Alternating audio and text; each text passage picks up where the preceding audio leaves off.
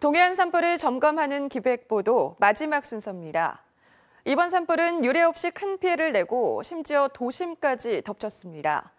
산불 피해를 수습하고 복구하는 것도 중요하겠지만 이번 사례를 잘 연구해서 더 이상 대형 산불이 반복되지 않도록 시스템 정비가 시급합니다. 김도환 기자입니다. 이번 산불이 컸던 이유는 봄철 건조한 날씨와 함께 오는 치명적인 양간 지풍입니다. 자연현상이라 어쩔 수 없다지만 화재의 원인은 전기와 부주입니다. 특히 전기를 눈여겨볼 필요가 있습니다. 이번뿐 아니라 지난 2004년 속초 청대산 산불, 2005년 양양 현남면 산불도 모두 전기시설에서 발화했습니다.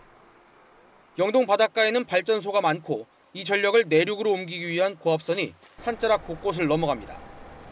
또 도시가 팽창하면서 도시 시설이 숲과 만나는 면적이 늘고 있어 산불 위험이 높아지고 피해 가능성도 커졌습니다.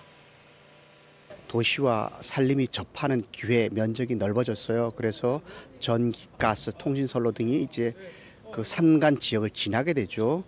그러면 그런 시설로 인해서 불이 날 가능성이 높아지고. 이번 산불 피해가 유례 없었던 만큼 체계적인 대응책 마련을 위한 움직임도 빠릅니다.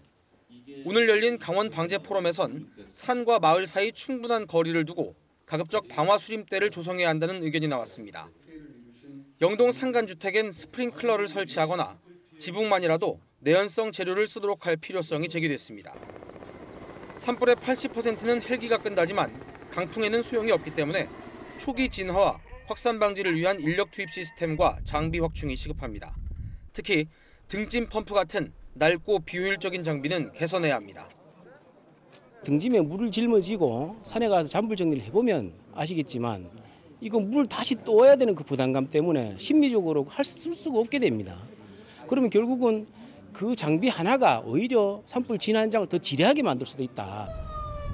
정부는 이번 추경에 산불 대응 예산 940억 원을 세워 특수진화대 인력을 충원하고 예방진화대의 활동 기간을 연장하기로 했으며 헬기와 개인 진화 장비도 보강할 계획입니다. 지원뉴스 김도환입니다.